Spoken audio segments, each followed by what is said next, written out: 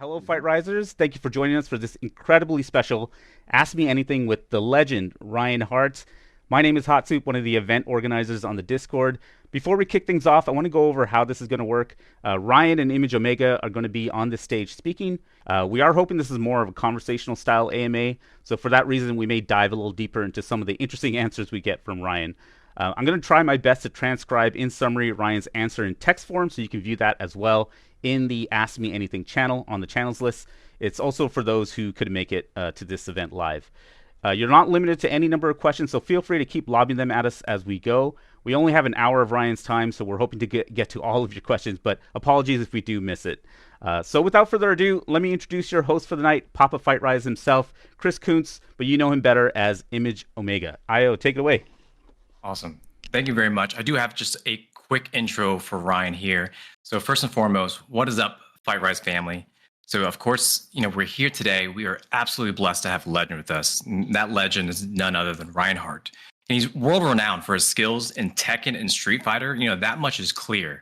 But what you may not know is he's also a 5 times Guinness World Record holder with accolades and championships spanning outside of those 2 main games. I mean, in fact, he's actually won over 450 tournaments in over 25 countries. But beyond his fighting game skills, he's an avid content creator. He's a consultant and analyst. And not to mention, he's also just prolific commentator and host. And throughout his career, not everything has been sunshine and rainbows for Ryan. And he talks openly about the rough times where he didn't know where his life was going or where his next meal would come from. But his philosophy has been taking the rough with the smooth wherever possible on his journey. So, Mr. Ryan Hart, thank you so much for being here with us. We're absolutely honored and delighted that you carve out some time for our little slice of the FGC. How are you today? Well, first and foremost, thank you. Thank you for having me. Thank you for setting this all up. I appreciate all of you guys being here. I mean, time is precious, right? The most expensive commodity we all have, and you're choosing to spend it all here to set up and ask me questions. So I feel very, very privileged. Yeah, well, again, thank you for being here. But what we'll do is we'll just kind of go right into these questions. So the first one was just, hey, your list of accomplishments is massive. Is there any one in particular that holds a special place for you? Like I think most would assume your Evo championships. Yeah, I mean, definitely Evo was a big moment. But I'll be honest, I mean, when I won Evo, I didn't know what I had won, if you know what I mean. Like it was something that was big at the time, and obviously I carried a lot of weight based on the journey that I had gone through to prepare myself for that trip, for the flight to America and just being there and being in that Yeah. environment and so on. So when I won, I think that it was more relief than joy in a sense. But I would say I think winning the King of Fighters 98 World Tournament in Japan was really big because I Oh, didn't wow. really speak Japanese at the time. I was very alone in Japan. I didn't have anyone there that I knew. The couple of guys that I did know from the event I was there for originally had already gone back to their own cities and flown home and stuff. So I was very alone. And this tournament isn't something I had planned for, but I always had pretty good KOF record. I was the King of Fighters 96 and 97 champion in the UK. And they announced that they're going to do this world tournament. And so I went down there and you're not you don't think you're going to win something like that, and so that was a really nice surprise for me, and I think it built a lot of confidence that helped me go through a lot of tribulation in life because having a lot of failure in my initial wave in Japan was devastating, very, very depressing. So that sort of to the latter stages of my time there, the 2 months that I did spend there, having that big win was really uplifting, and I think that's definitely one of the biggest kind of memories in terms of tournaments. Yeah. And then I would also say, for different reasons, I think losing the first ever Evo I went to, I came third in Virtua Fighter, and I got to the grand finals of Tekken, and I lost Tekken, and I was extremely heckled by the Japanese guys. Oh, no.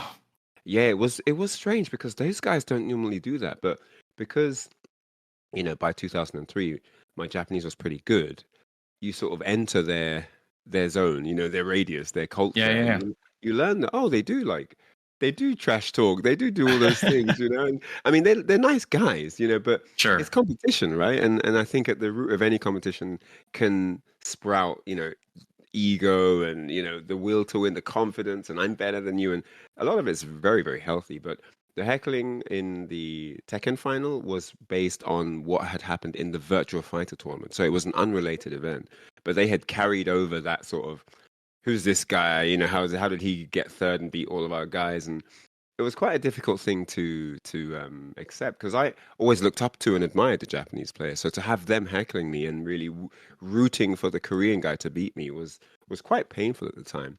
Oh And man. so losing that tournament taught me a lot of things. So even though it's not a tournament I won, it's one of the most valuable tournament experiences I ever had because it taught me to never underestimate anybody. I mean, I had just come off the back of defeating that same Korean player in a 4-hour grueling death match. And I became the first ever non-Asian guy to beat a Korean god on Tekken or whatever the title they called him was. Yeah, yeah. And so I was over the moon. Yes, I did it. You know, for months I'd been trolled, you know, flamed online. Who do you think you are? You're some Brit. You can't play Tekken. He's going to destroy you. And for months, you know, insulting my family, blah, blah, blah. And so I finally, you know, saved up my pretty pennies and flew to California. And he flew from Korea to California for EVO. And we stayed at Hmm. this guy, Castell's house. He was a very prolific Tekken community member back in the day. And yeah, you know, we had the whole thing, and it was like I said, it was 4 hours long, and I beat him, and people didn't know what to say. You know, I had reams of people lining up to play me because they had heard I was coming, and they were convinced I was completely trash. You know, I'm from the UK. How Oh, can I be any good? And after they heard that I beat the Korean, they all withdrew their challenges. Not a single wow. person in America money matched me after I beat the Korean guy. Oh And man. um, and although it was nice to win, it didn't feel that nice. I'd just been ridiculed for months, so it didn't kind of bring me back to square ground. I was still feeling like, oh man, that wasn't fair. That whole 6 month build up of insults, you know. So, Yeah, yeah. but anyway, yeah. So losing that tournament was a great character builder for me because it taught me to be modest, taught me to be humble. You know, don't get too overconfident just because you found success somewhere. You know, and you know the Korean guy, you know, he played his cards right, didn't he? He knew like, okay, this guy's serious. I need to get some sort of revenge in this finals coming up. You know, and he kind of put all his eggs in that basket of I need to beat this person. Whereas I was sort of nonchalantly walking in, oh, I've beaten him. I know what he's going to do. I know his strats, blah, blah, blah. And he came prepared, you know. And as a UK champion, you know, I do have my tournament winning and losing experiences. But I think Evo, you know, the big stage of me, Evo, it's another level of concentration and focus and preparation and nerves and all that stuff, you know. And so losing that in that environment, I think it, yeah, put hair on my shoulders for sure. Yeah, I think that's pretty amazing. Just like the dichotomy of like this super joyous experience versus like this maybe I don't know if you want to call it a bad memory, but obviously, like you said, it Mm, like built a lot of character for you. yeah. That's really, I mean, the courage to go out and put yourself in those situations alone, I think, is tremendous. So yeah, thank you for that story. That's a great story. Yeah, no Um, problem. Yeah, no, you're not wrong. Definitely, definitely is the case. the next question is, so just being so accomplished in both, would you say that skills can easily transfer between 2D and 3D fighting games? The easy answer is yes, but I think that it's also about personal interest. I mean, you can be amazing at ice skating, but if you hate ice skating, it's not going to mean much, right? So I Right. think that the personal growth comes from genuine interest. Like, I actually care about this activity. And, you know, because I've had a lot of friends over the years that were amazing at fighting games, but it just wasn't in their heart. You know, they had all the skills, they had all the technical abilities, they had all the mechanical ability. You know, they could do all the stuff, you know, but it just wasn't in them to, for example, pursue a tournament career or start traveling or, you know, it just wasn't what they wanted to do. And it wasn't what they wanted to become. And of course, that's totally okay, right? You know, each to Yeah. their own. But I think that, you know, when we talk about transferable skill, we always put people on rails and say, right, you have to now be able to accomplish this based on your ability over there, and it doesn't always Sure. Yeah. translate the same way, you know. And so I say the same with languages. You know, you have some polyglots who kind of just radiate certain languages better than others, and they also kind of, I don't know, almost like they're just attracted to a certain culture more than another. So although on the surface it looks like you could learn any language, you can learn Hebrew, you can learn Arabic, you can learn Chinese, but it might be a connection that they have that's a personal touch towards a certain culture or society or people, you know? Hmm. And those things are very different depending on the language that you pursue. So transferable skills, yes, on the surface, but I'd say a personal interest is key for maximizing what those transferable skills can become in the next pursuit. Yeah, that makes a lot of sense to me. Like, I liken what you said to people that pursue the martial arts, where you may be really good in the stand-up martial arts, and then because you're so good, like there might be this expectation that you'd be good, like let's say on the ground, but Mm, it's really maybe like your discipline and will to continue to train and have that hungry mindset, maybe that will actually mm. carry you through. So that's yeah, that's I mean you're totally right. I think philosophy plays a role in things like that because some people that apply themselves to something have a different philosophy for a different area of it, whereas other people that will have one philosophy that covers the entire board.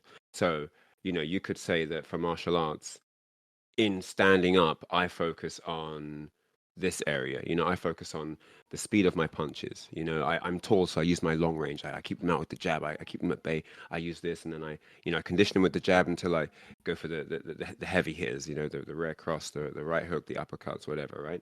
And Yep. so then on the ground, I'm looking for this. I'm looking for weaknesses in the guard here. I'm trying to expose them here. I'm trying to get for the side check. I'm looking for the figure four. I'm trying to get the Kimura, whatever you're looking for on the ground, right? And so you may not have an overarching angle on how you approach combat at that stage. You may be very good at what you do, but you might not have, this is how I face an opponent, regardless of if Yeah. they're standing, sitting, crouching, lying on the floor, whatever. Another person will approach martial arts and say, in martial arts, 90% of the combat is cerebral. So whether we're doing ground fighting, shoot fighting, or whether we're doing, you know, Hapkido or Wing Chun, it's about beating their mind. And Mhm. they go through a method of processing that minimizes their capacity outload. So they don't blow themselves out just by trying to get used to the grips of one area of combat. This is how I deal with combat as a whole. And so I can transfer this to any format of combat because in the end, I know if I can defeat the mind, I can defeat the body. So it doesn't matter what the combat is. I just need to know the rules of engagement because once I know the rules of engagement, I've got the philosophy, I've got the theory, I've got the mentality, and I understand what it takes to win. And I think if you apply this sort of thing in life, you see people that can go really far in multiple different, elements. You know, they've got a set of attributes that they can just carry into any field of work, you know, into any set of hobbies, Yeah, and 100%. those are the real sort of, we say transferable skills. But yeah, that's definitely the foundation for how you apply that. Yeah, I feel like you just broke down a lot of Bruce Lee's philosophy and talking about that, but and just continuing on with these questions, so that way we can make sure I get everybody's these questions answered. Like, so I'm sure everyone wants to know what are your thoughts on Tekken 8 so far, especially the heat system. Well, I'm going to be really transparent and really honest. I am a single dad and I have a very demanding full-time job, which I really enjoying at the moment, actually. Um, but I haven't had a lot of time on the game. I mean, I think I've had, I don't know, was it like an hour playing Tasty Steve and or a couple of hours at Mm, the on the beta, the final build there. So I haven't actually played much of the finished game apart from doing some random customizations. I really love customizations on games. I don't know why I like to just sit in there and play around with the color palettes and look at what character can I make that's from another game that shouldn't be here at all, yeah, whatever. So yeah, I'm a Tekken GTA does it side. well, so that's good. Yeah, I'm definitely a GTA side mission type of guy. So Oh, gotcha. anyway, so yeah, Tekken 8. Okay, look, heat mode. All right, we've got heat engagers and all this stuff now, and I like that Tekken is trying something new. Bandai Namco are trying something different. They're trying to give it a fresh appeal for new demographic to come through. Great, do all that. All right. We don't want to stagnate with old strategies and stuff like that. We want people to feel that the newer game is redundant and that we could just as well have had the old game stay longer. We don't want that. So it's great that they're introducing new characters and all this stuff. The thing that I've heard a lot though around the community, and that's also got me thinking, is matches are quicker. Matches are the pace is Mm. quicker. I can't breathe. I'm getting rushed down. It's oppressive.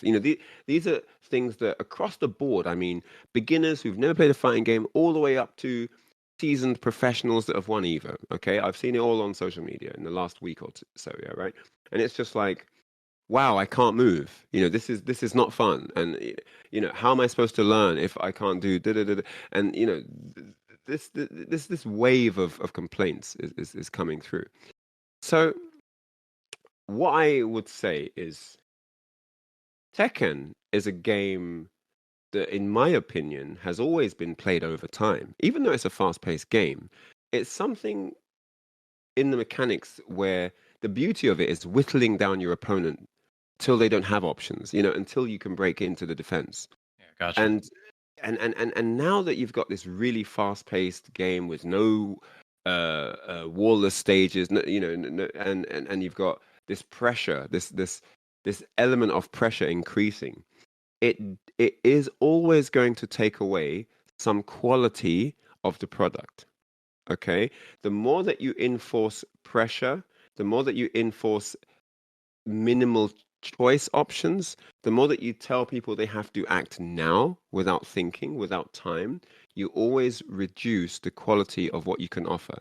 There's a reason why the average movie length is 125 minutes. There's a reason for that. Why? Because it takes time to invest your emotions. It takes time to build the main character so that you care about him when he goes through hardship. That can't happen in the first 3 minutes. That Yep. has to be built up over time. There's a reason an orchestra builds into a crescendo. Okay, it takes time before you can invest emotion into a match. And the most enjoyable thing about playing games is when you feel something. Your emotions are connected. It doesn't help if you're just thrown into the fray, lifted up in the air for a big combo, you're at the wall eating all kinds of pressure, then you either win or lose. That doesn't really create the kind of memories that people cherish forever, for a long period of time and say, hey, I want more of that. And this is also connected to why many players prefer some of the more retro classics. They prefer some of the older games because in many of the older games, strategy had many faces. It wasn't just who's got the best rushdown. Street Fighter 6, Drive Rush Mania. Tekken 8, Heat Mode. It's all about aggression now. I could Yeah. go back even further. A few other games have had similar things. KOF 15, similar. 13, similar. And a lot of the games now, look at Marvel, one of the most popular fighting games we've seen in this last decade, right? Marvel, Dragon Ball Fighters. It's all about go, go, go, go, go. End it now. Go, end it. And this may be appealing for a spectator, because there's a lot of activity going on. People like that, don't they? They get a lot. They get Yep. this, really quick dopamine release. Oh my God, all this energy going on. It's cool. And I get that, and we all like a little bit of that. But as a player, whether you're a casual player or not, you want to be able to have something that you can properly digest and take in and think about at the dinner table. And, oh, that was fun. What if I could do this? And Tekken is a very, very demanding game. There's a lot of practice. You have to learn the moves. You have to learn how to block the moves so you can play people. You have to learn the timing. You have to learn the combos. It's very demanding. Thank God we don't have throws now, like the proper throws, right? Yeah. So, yeah, there's a lot going on. And for all that demand that the publisher's asking you to put in, all that time you've got to dedicate to learn how to play, it ends in seconds. Gone. Your whole bar's gone just like that. Yep. So there's a balance issue on time investment versus, what you put in versus what you get out, is what I want to say, and I think that it's quite challenging for, let's say, beginner to intermediate level because they're really thrown into the shark tank right at the deep end and you're not really, kind of taken by the hand and carried through in a nice way where you kind of get to grips with the game at a good pace and it's enjoyable and you kind of get on and you go training mode, then you go online and just get torn to shreds. So that pattern there is something that's obviously I know pub devs have been trying to tackle that for a while. But yeah, in terms of Tekken 8, I think the character roster is going to be very appealing. I mean, 30 plus characters on release is insane. So well done to them for that. But I think the pacing of the game is always going to be a challenge because essentially you're just forcing people into something they may not want to be in. You may want to have the ability to play the game the way you want to. And I think older fighting games enabled that a little bit more. You could be the lame, slow, patient turtler and make that an effective strategy. You could be Yeah. the pitbull rush down aggression style, and there was a space for that, and so on. And then you had, what stage do you do that on? What character do you do that with? What's the set length? Is it best of 3? Is it best of 5? All this stuff. So there were variables that changed the values of each strategy, but there were multiple strategies, and there was a mix of both. But I feel like it's getting harder to have each strategy have the same value. It's definitely leaning more towards aggression is key. Yeah, that's in their Being marketing. Yeah, and so as someone who's come from an older line of games where I've seen a vast array of different strategies on different games, for me, I liked that games could offer people a plethora of methods to success, not shoehorning people into do this or you're dead. I don't know if I would ever think that that could be the best way to play any game. I mean, if you're spending money on a recreational piece, it's nice to think that that is something that you can exercise the way you want to, right? But this is also partially wishful thinking. Obviously, there's no perfect way. You're never going to make everybody happy, right? Some people want this, some people want Yeah, that, for some people sure. want balance, some people want it to be completely broken. Give me that SS plus tier that no one character that no one can beat. So fair enough. Um, but yeah, from their perspective, I'm trying to respect their creative vision here. Yeah. I'm just not sure if they've considered all the elements in the equation, and so over time, that might be quite difficult to retain the player base that they're trying to so desperately grab hold of now in their new game. Yeah, that's very interesting because it is like they are appealing to a new player base. Like my favorite genre of games has always been arena shooters, like Quake 2, Quake 3, and to see like the shooters go completely away from that is always kind of like heartbreaking to me. But yeah, totally understood. By the way, I know that you said you needed to take a quick break at some point. Is now time you wanted to do Um, that? Or are you still no, good? no, it's okay. Oh, we're good. Yeah. Okay, cool. Well, I'll go ahead and continue on to the next question here. The next question we have from Show the Fox Chief. He says, as someone who's very new to the FGC in general, with my first serious game being Street Fighter 6 and now Tekken 8, what would you consider your favorite fighting games of all time? Because he would love to go back and see what he missed out on. Nice question. Yeah. There's a lot of them, man. I mean, not even just ones that I had on my favorites list, but just there were just so many. You at some stage you couldn't play them all because if you wanted to be in any way proficient, you had to sort of dedicate a chunk of your time, and that meant you weren't putting that time elsewhere. So, but yeah, my favorite games, let's go way back. 96, I think this game came out. Virtua Fighter 3. Sega release, 3D game. And then later they released Virtua Fighter 3 TB, Team Battle. It was a 3-on-3 extension. And yeah, that game actually taught me how to think. That game taught me how to think. How do I outthink an opponent? I think a lot of my strategy that even works still to this day was understood and learned on Virtua Fighter 3, where, it was definitely more about how good your psychology is, breaking down a strategy and understanding how a mind works. I think on that game, it was definitely really, really important. Can you give an example of that with Virtua Fighter? I can, but I need to take a quick break now. Okay. Yeah, And no worries. I'll be back in a few minutes. Sounds Thanks, good. man. Appreciate it. Yeah, these questions or these answers have been amazing. Hot Soup, I don't know if you have any feedback on some of these questions. I know that as you're typing them out fiercely, but Yeah, no, these are fantastic. I hope I'm doing them justice with the typing with my brief abbreviation of what was said. But no, these are yeah, great. yeah. There's almost like It's great to hear Ryan speak like this because there's like a philosophy in how he's talking about these things, you know. So I mean, I appreciate that side of things of just thinking about things in a different mindset, and you know, I think the type of mindset that he approaches fighting games in general is very different from most people. Yeah, I for don't know. sure. I think I remember him, when I first heard about Ryan in the Street Fighter 4 days. Um, that I think that was always his vibe. He always had this wisdom to fighting games that I always appreciated, and I know for me personally, listening to him talk about that philosophy really helped me in my gameplay back then. Yeah, because you know, there's a lot of things to work on when you have like a game in front of you. But you know, some of the things that when you don't have that game in front of you that you get to work on, I think are some of the most important things. Is I always liken it to like, you know, let's say you go to work, right? And you go to work and you act a certain way, and then you come home and you think like, oh well, you know, work was stressful, so I act a certain way at work, but when I come home, I'm going to act differently. But that's not true, right? Like it might feel like you can compartmentalize those things, but who you are kind of like bleeds into everything that you do. So like, yeah, just hearing that philosophy and how he approaches a lot of these things is really cool. Yeah, I agree. I like the video choice that you have in the back there. Yeah, just pause it so we sell more of it when he gets back.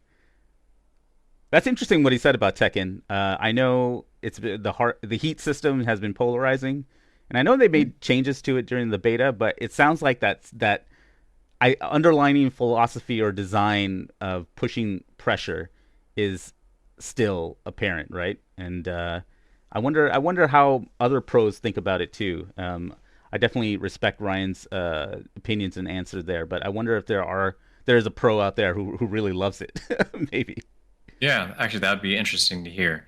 You know, I think with Street Fighter Five going into six, like one, people were just desperate to start over with Street Fighter. So like the drive rush system, I don't think was as ill received in a lot of regards. I know that it still has its critics, right? And I think people, like actually, there was like a Twitter thread going around just recently.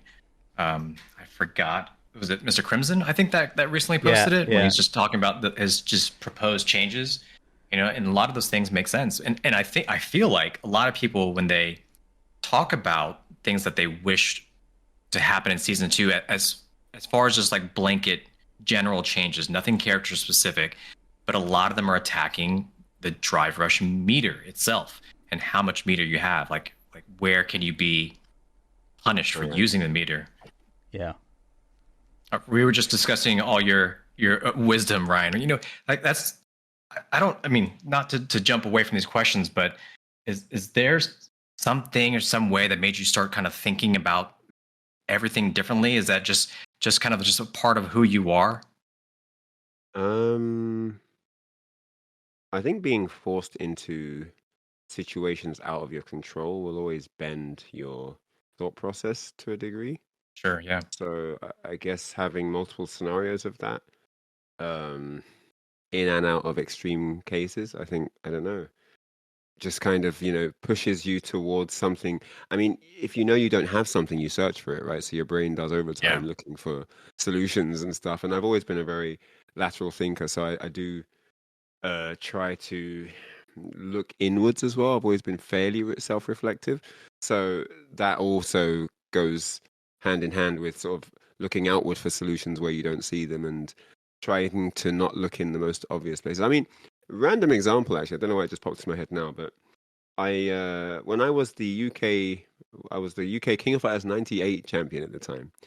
And although that's a really nice, fancy title to start the story with, I got absolutely destroyed by this guy that came from Hong Kong. He was the King of Fighters '97 Hong Kong champion, and he was spending a year in the UK as a language student. He was studying English, and this guy was like no one had ever seen. I had never seen a KOF player like that. I mean, I would definitely say that I don't know about now. I know there's like Tokido and Zhao representing their respective countries, but China was definitely head and shoulders above Japan on King of Fighters. That is not an exaggeration. Like Gotcha. seriously.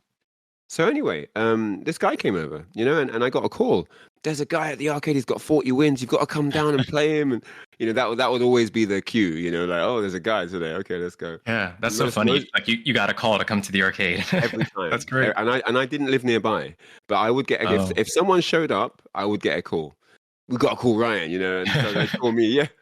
So funny. It was looking back, but yeah, I'd get a call and I'm like, oh, not another one. Okay. Gonna go and dispatch of another wannabe or whatever. And I'd go Send down. another one packing. Yeah. So yeah, but there would be a few times where it would be like, this guy's the real deal. Oh my God, where's this guy from?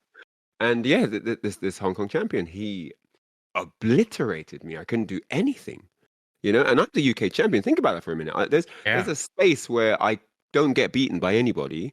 And this guy I can't even touch him. Like the difference in level, and it really makes you respect how wide the hierarchy is on a game.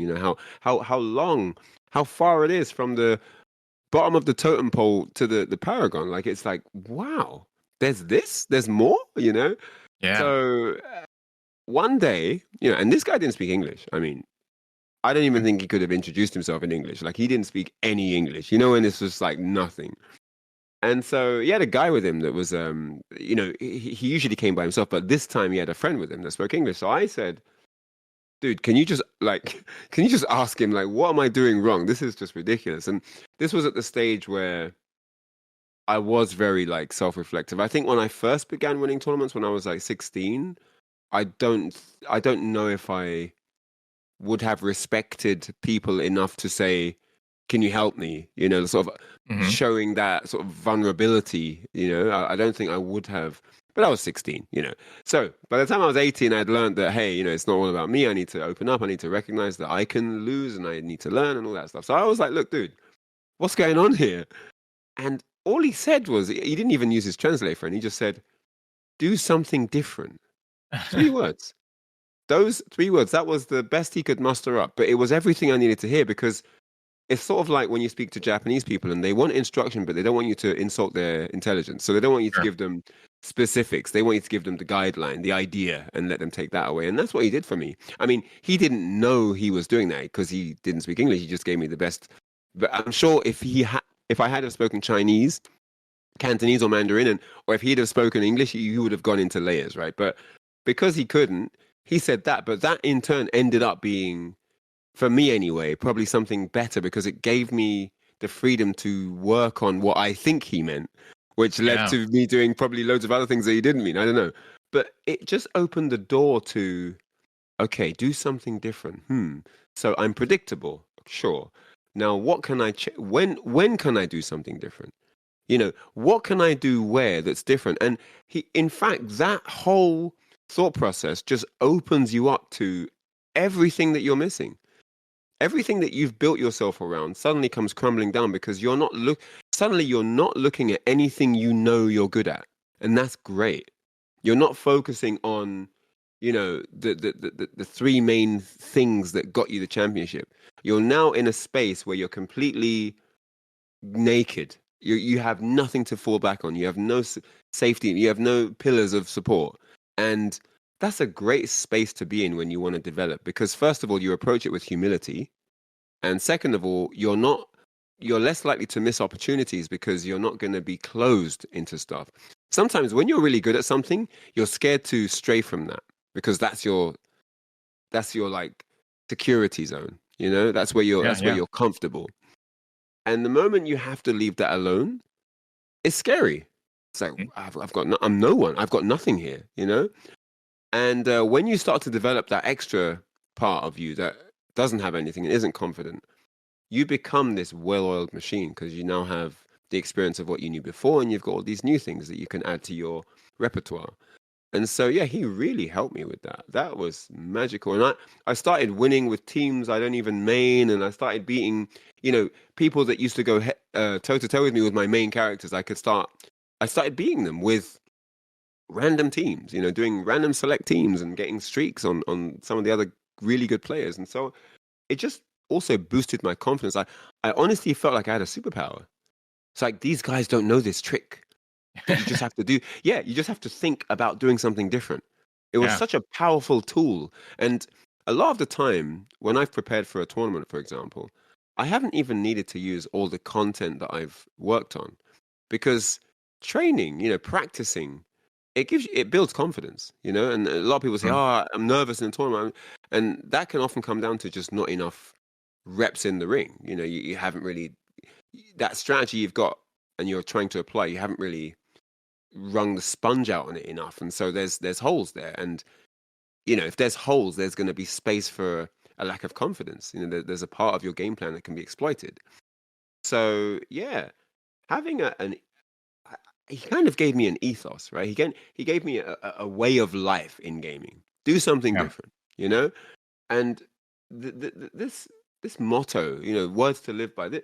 This was really, really impactful, and I would definitely encourage everyone listening, like, whatever you're doing now, like, try to tweak it a little bit. I would say, Yeah. in one sense, try to tweak it a little bit, and in another sense, disband that entirely. Everything you're doing now, just let it all go, as if you'd never played the game before. You complete scrub, you don't know what you're doing, and just come in again with sort of like this white blank canvas mentality. There's nothing on the page. What do you want to write? What do you want to draw? What's this oil painting going to say? And I think once you get into that mindset, you kind of open your potential up a bit more. You're not locked into these few things you're comfortable with. And so, yeah, definitely worth a try out, man. Whatever. And it's not even just for games. This can be applied to anything. And that's the really cool part of it. Ryan, I love that answer. And it's so cool that those 3 words were such a huge unlock for you.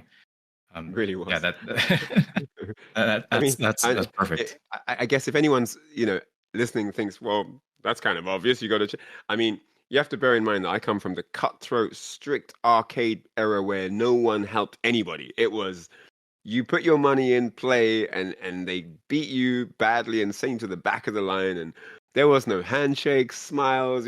I mean, sure, people got pally after a while because you see them every time you go there. But in the game, it was serious business. And people weren't trying to send you no memos, no updates, no balance patches, nothing, And I mean, you have to look, just to give you a visual example, okay?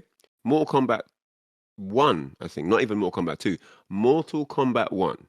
We had never seen this game before. We had never seen someone's spinal cord get ripped out of their body at the end of the match. What on earth is going on? This game is crazy.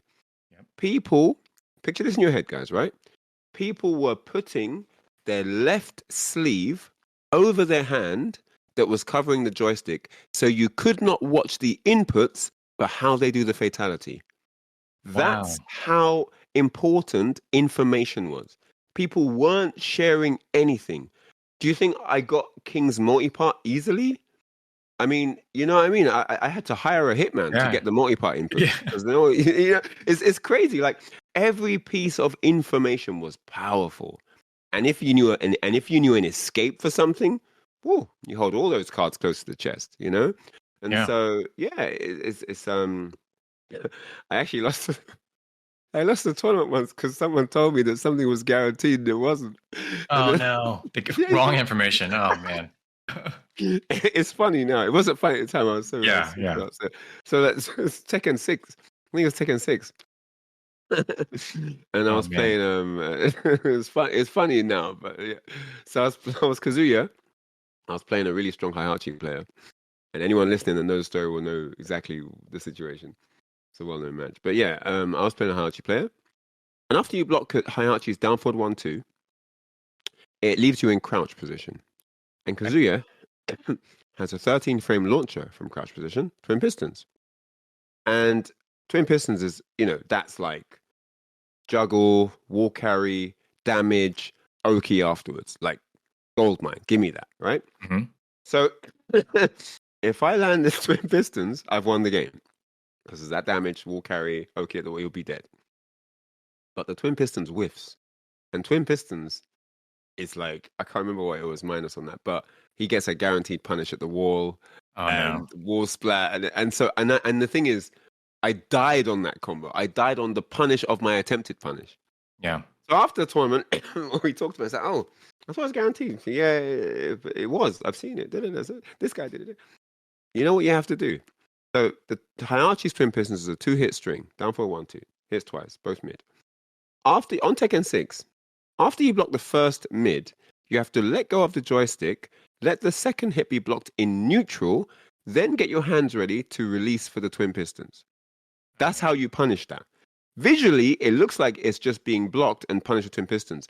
But manually to do that is a whole kind of mind boggle. So it's just like, that was what I would have had to have done to get this punish. No wonder, if you just block it in twin pistons, it doesn't reach. They fixed it in Tekken 7. You could just do it and it always hit. But I think even the early version of Tekken 7 still had that. They fixed it later, So yeah, it's just funny thinking back. But yeah, so anyway, the point is knowledge is power, always is. If you have the right knowledge, it's gonna get you places in the realm of combat, right? So yeah. Can't imagine just trying to learn all the nuance of all those things, And I think something that you said that's super powerful, really, it's just me paraphrasing it, is sometimes people are looking for the right answers when they need to be looking for the right questions. I think that's great. Yes. Well, this next question, I believe, is from Hot Soup. So this one says, Tekken was the first fighting game where I felt Japan didn't have full domination in that fighting game scene. Do you agree? And if so, what do you think is attributed to that? So Tekken has always been a very cultural fighting game. It's something where communities band together and just rinse it. Pakistan, look at those guys all together, unified. The guys in Bolivia, the guys in Bolivia, the guys in Peru. Like if you visit any of these spaces, it's a community of people that are just all united in their passion for this one game, and they'll be technically skilled, but won't play anything else. They won't play Mortal Kombat or Killer Instinct or Street Fighter. All of them will only play Tekken, and some of them have never played another fighting game. And that just shows you how the wave of the community spread. It's like a wildfire, isn't it? It's like, we're all doing this thing over here. Come join us. It's fun. And everyone gets behind it. And so wherever I've been in the world, Tekken is kind of that game where everyone's got their people around it. And I don't know how to explain the difference between that and another fighting game, but it's just, I don't know, Tekken just has that reach. Tekken was, like I've said in a couple of interviews, but it was, this glitz and glam version of Virtua Fighter, big bright sparks and long combos and really fancy multi-throws, and it's very visually dynamic, isn't it? It's very attractive to watch. And it's only gotten prettier and prettier as the iterations have developed. So that is definitely one of the reasons why it is as big as it is. And the other reason is that they have always been very liberal about having a variety of cultures, having a variety of ethnicities, having a large, vast array of martial arts. And this is always very, it's a 3D game, so it's very impactful when you see that on display. If you're from Korea and you see a Taekwondo expert, that speaks to you. If you're Korean and you study Taekwondo, or if you're not Korean and you study Taekwondo, that's going to speak to you because you can relate to that. There's a lot of relativity in there. There's a lot of connection points for people. Yeah. So Tekken, even more than any of the others, will speak to people in that way. Virtua Fighter doesn't quite have that same dynamic, does it? Because I don't know, it's got a wrestler, it's got someone who does Aikido, it's got a ninja. It's got all more these like class-based, yeah. Yeah, and it's not really the same kind of eye candy either, because you probably don't practice Hakyoku Ken every day. I don't know, right? So, or Street Fighter, who does Shotokan Karate? I mean, it's not that prolific in that sense. It's not just everyone, So, yeah, I'm not sure exactly, because I think you can see that they've, Bandai Namco have put in a deliberate effort to kind of corner these areas. It's not random. It will not randomly a capoeira dude introduced in Tekken 3. It's not random. That they deliberately wanted to attract the Brazilian community to their product. And all of these, Shaheen, there's a gap in their portfolio for the Middle East demographic. Let's attract these guys. Let's have this community fall in love with our game too. And all this stuff. So Tekken, that's probably why you get the most, really hardcore, passionate communities flocking to Tekken over all of the other games. The reason people play Street Fighter is not for that. A lot of the times it's just base nostalgia. I played this in high school. I played this as a kid. You know, it's a lot of that. I remember the green guy with electricity. I remember the sumo 100 hand slap guy. You know, sometimes they didn't even know what the name of the cat. They just knew like what they looked like. You know, Yeah. and so on. So there's a lot of heritage following for Street Fighter. You know, and then the other games, KOF and Guilty Gear and the Blaze Blues and you know all that stuff. I think those games, you know, it's even more niche and it's you know it has an even more unique following in that sense. And those games are great for what they do as well, especially for what they bring to the table. That's different to other fighting games. Really, really well made games. Um, but yeah, Tekken just does it like no other in terms of grabbing a following and sort of taking them by the reins and having them join the global scene of the game, you know? Yeah. So with that said, you've got a bunch of Koreans who are all extremely talented, got a lot of time on their hands, and one of the biggest factors, one of the most accessible things about Korean gaming back in that time is that arcades were very, very accessible. I think it was like 301 for a credit, which is like five cents or something. You know, it was like Oh wow. ridiculous. Like, yeah, and you could go and you could have, you know, you could have games all day, right? I Mhm. mean, you know, one of the differences, oh, 20 cents, yeah. But or were there 101 arcades? Just seeing. Yeah, I think it was like 101 in some arcades or something like that. But anyway, so extremely cheap. But you know, we were, you know, young kids generally don't have a lot of money. I didn't have a lot of money at 16 years of age. You know, Yeah. like Right. Yeah. teenagers generally don't have a lot of money, but when you're a teenager is probably when you have the most gaming time. So going to the arcades and the arcade costs being accessible, that's insane. And now you have the arcade packed with young people because everyone's brought their friends as well. And, you know, to grow a strong community in something, you want to get people when they're young. You know, some of the most talented musicians started when they were like 4 years old. You know, same with Yeah. athletes. So, you know, it stands to reason that in Japan, you're not going to have that same flex of teenagers following a fighting game because the cultures are slightly different, aren't they? And this definitely shows through. Now, in Korea, I remember because you know my best friend at the time was spending some time in Korea and came back and told me all about it. But yeah, arcades are very cheap.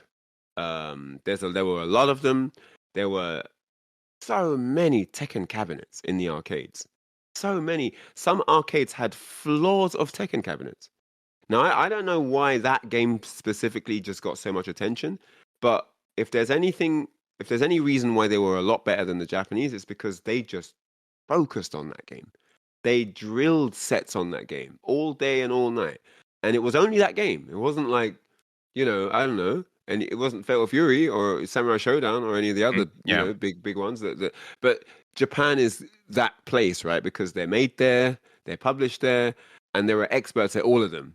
There are amazing players at every fighting game in Japan. You know, there are some fighting games when I've traveled around the world, there's no one that knew how to play that game. But in Japan, there's always a crew of guys that are the best at this Just game, you know? experts. Yeah. So, yeah, No. Korea, man. I mean, I went to this tournament and these were bold words at the time, okay? These were very, very bold words. And he got a standing, not even ovation, he got a standing, like, oh, you know, when the Japanese are impressed by something, they're like, but it was a mixture of being impressed and the audacity of this man type thing, you know? Yeah. So what Yeah. happened was my first trip to Japan, I was invited. I won the UK Guys Championship, and I was invited to be the UK representative in the Guys World Championship, was taking place in Japan. And everyone had eyes on the Japanese champion, and this had a ton of players. I mean, there was an Indian champion, there was a Chinese champion, there was a Korean champion. There was, I think, there was an Ivory Coast champion. I mean, players really like the champion from everywhere. Countries I'd never heard of had like the champion there, and I'm just like, where is that on the map? So it was pretty cool. I was 18 at the time, so you know, for me, the whole thing was like just glitz and glam, flashing lights. It was like, oh, this is everything was impressive. I saw the bullet train, my eyes popped out my face. You know, like, wow, this is cool. And so we're at this tournament, right? I Yeah. got completely destroyed. Oh my god, horrible. Anyway, the Korean guy won. No, wait, no. Hang on. Let me get this right. This is important. No, the Korean guy got second and the Japanese guy won. Oh, But okay. when the Korean guy had it, because the top two guys got to do a speech at the end. So the Japanese guy did his speech, and then the Korean guy had his translator next to him, and he did a speech. And so, Japanese guy was all standard. Yeah, thank you to my blah blah blah who trained with me, all that stuff, generic. Sure. Then the Korean guy come up, and he was like, "Now we are in a phase where Japan are at the top, but soon it's going to be time for Korea to rise up, and we will be the best." Wow. And that was basically what he said. And this is what got the whole reaction from the Yeah. crowd, because it was like, what? But the Korean guy's performance, it was different. I mean, the Japanese guy beat him. The Japanese guy was comically 3 hours late, by the way. Oh man. 3 hour. He came from Osaka. They woke him up when the tournament began, and he came Ugh. to Tokyo. Anyone that knows the bullet train lines, it's like a 3 hour, 2 hours, 45 minutes. It was like a 3 hour trip from Osaka to Tokyo. Oh wow. And so this He guy, woke up at game time. this guy rocks up 3 hours late. They waited for him, and he won the tournament. He beat everybody. Nobody could touch him. But the grand finals was close. The Korean guy almost beat him. So I say no one could touch him, but the Korean guy was the closest. Yep. And so because the Korean guy was too good to ignore his comments afterwards, he was so good that you kind of had to not just, yeah, whatever, he's just salty. No, like you could see, maybe he's got a point here. That was Yeah. a bit close for comfort. But then afterwards, you really saw Korea beating Japanese players in Virtua Fighter, Korea beating Japanese players in Tekken, Korea beating Japanese players in Soul Calibur. You started to see it tournament by tournament. It started happening. Korean players coming up in KOF. It happened again. That was slightly overshadowed by China and Hong Kong. But Korea were coming up, even in KOF. That's not their game, but they started coming up. So it was I don't know how he knew, but he had like this foresight, and and we're talking 1998. And the next Yep. year was Tekken Tag, right? 1999. And that's when we had, Raijing Lee losing to Seok in a big clash at the Shinjuku Playmax Arcade, where everybody and their pet dog went down for the night. Like literally everyone was there. And Yeah.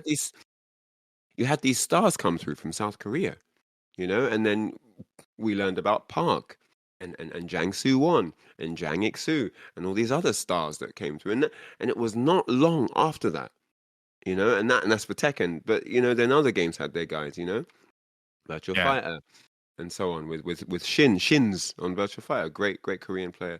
So yeah, it's very, very interesting. But I think their dedication and focus on Tekken specifically is why they dominate Japan. Yeah. I guess he just was so steeped into the culture that he saw it coming. So that makes a whole lot of sense. Yeah, he could see for sure. Clairvoyant style. Well, hey, so two things, Ryan. One, I'd like to get to the next question, but two, I just want to make sure that we respect your time. We do have more questions to go, but if you need to stop at any point in time, please let us know. But if you're willing to keep talking, I would love to keep listening. So you let me know where we're at. Okay. Yeah, I have some time, so no Okay. problem. I really appreciate everyone showing up to listen. So I got some time, man. No worries. All right, perfect. Well, next question comes from Japnu. He says, as someone who has a lot of experience over many different fighting games, what is your strategy when learning a new fighting game? Do you focus on the more technical aspects of the game first, like frame data, for instance, or do you prefer to play by feel? So I think that the way I learn games has been potentially slightly jaded over having so much experience on other games, but I do, honestly speaking, look for fun still. I try to look for what's fun. Which character's fun? And especially now when I'm not like playing to win a tournament circuit, I'm not, a professional trying to win every event. I have like a full-time job already, and this is still something I'm very active in, but it's also something that's a little bit on the sidelines. So I don't have to go in guns blazing. Who's top tier? Who's the best? Who's broken? Yeah. I don't have to do that. I'm not under any pressure. I don't have an organization expecting results. None of that. So for me, it's about what's enjoyable. Where's the fun? Where's the laughter? Where's the technical? I always enjoy things that are skill based and technical. So I'll look for that character. Most of the time, not in every case.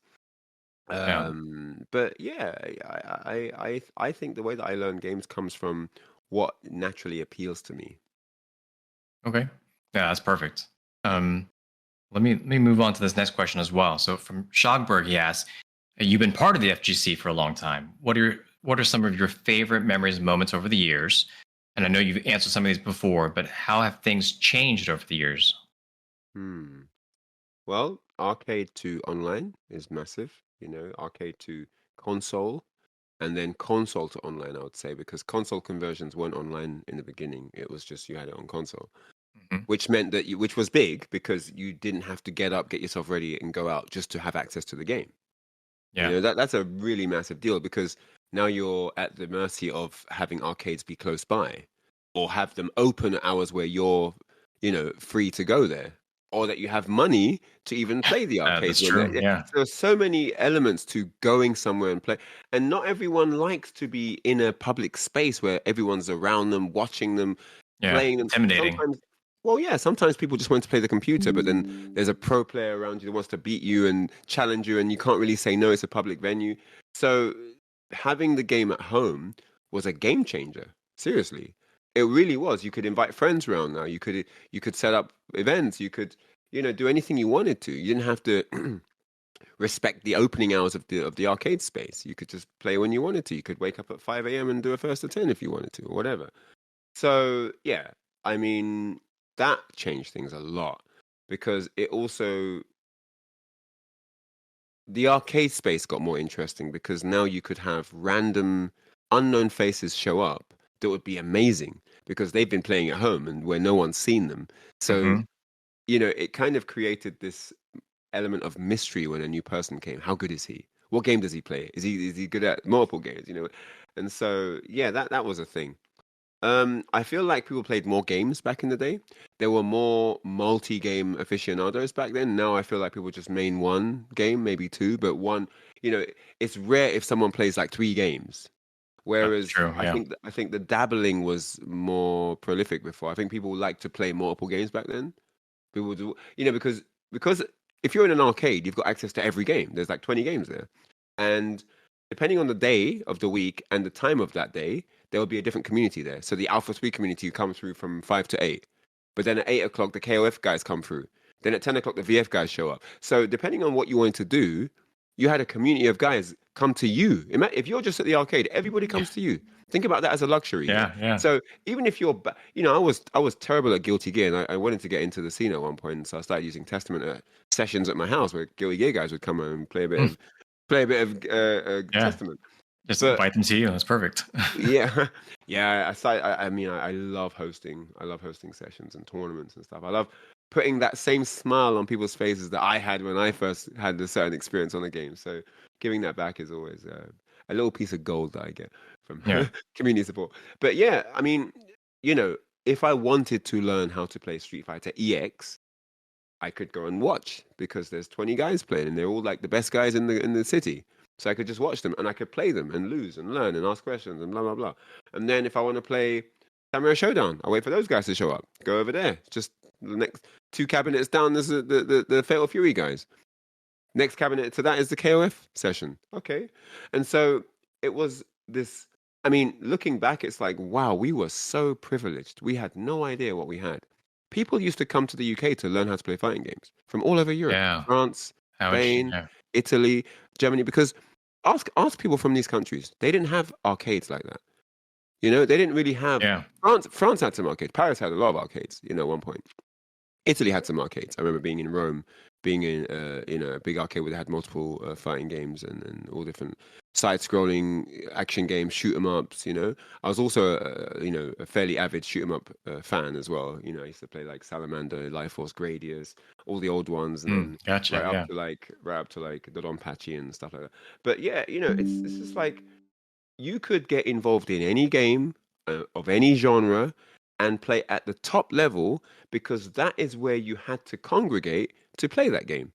So if I wanted to learn how to play, what game did they have? Daytona, where everyone was really, really good at Daytona on arcade. I'll just wait for the Daytona guys to show up because they're going to show up. This is where the best guys hang out.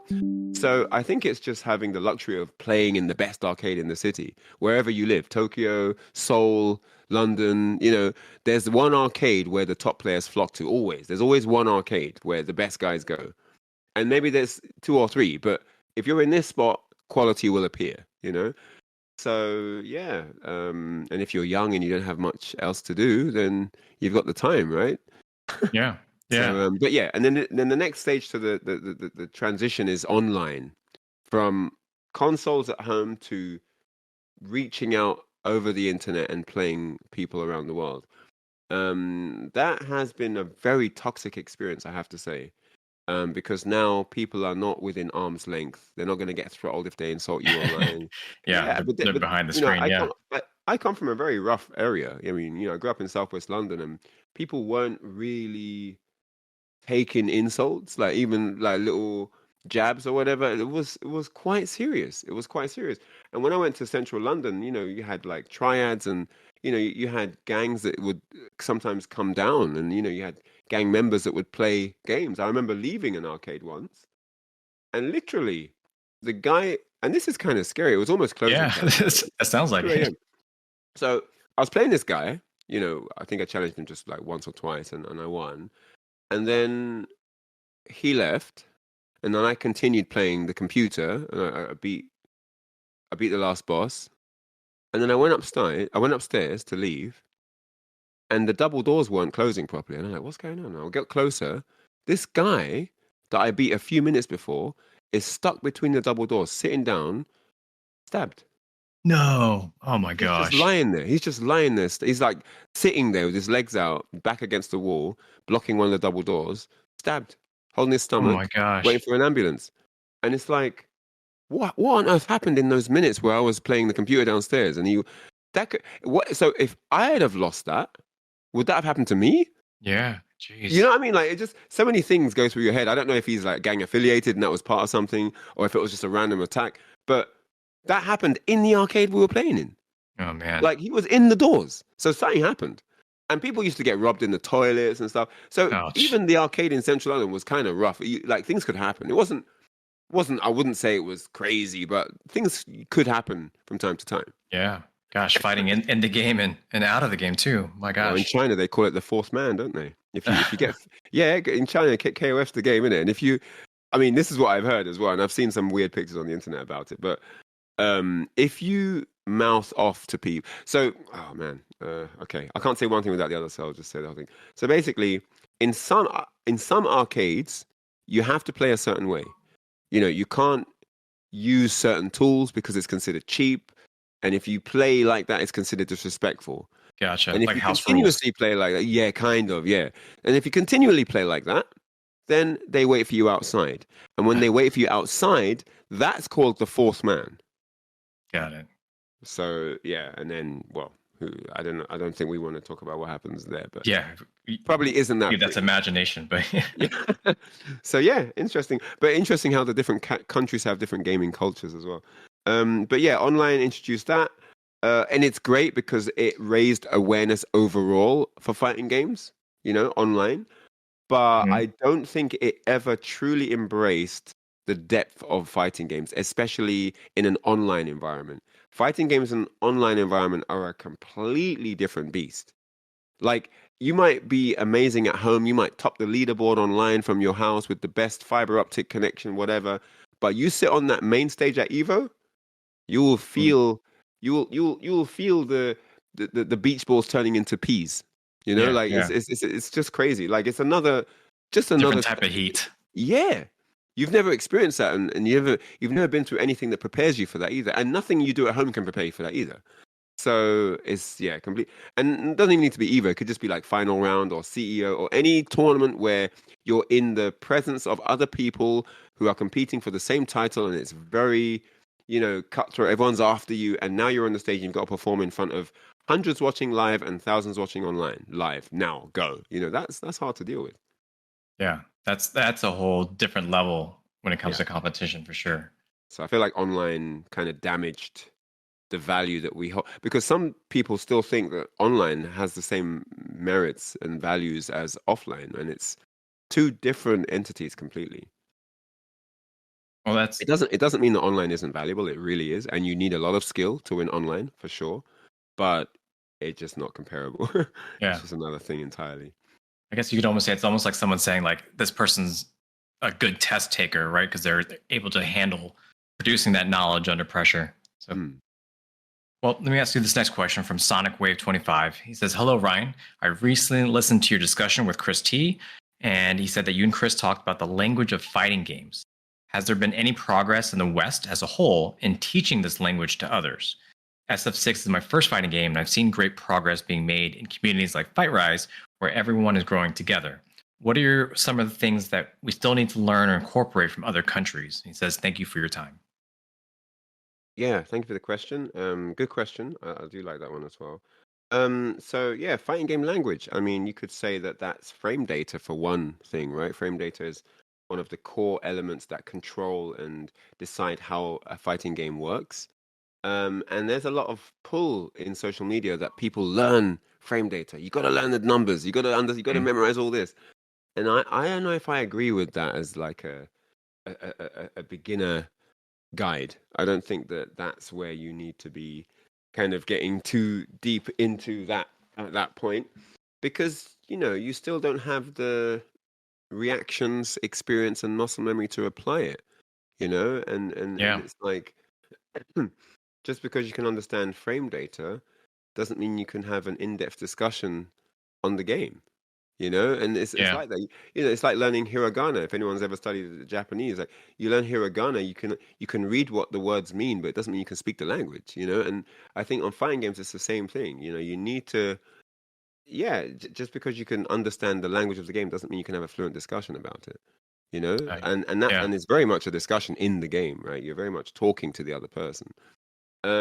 So one thing that the publishers could maybe do, I don't know if they know this and just don't want to do it because they don't want to put off the newcomers, but I honestly think there would be a lot of value in communicating the depths of psychology and mind games in fighting games.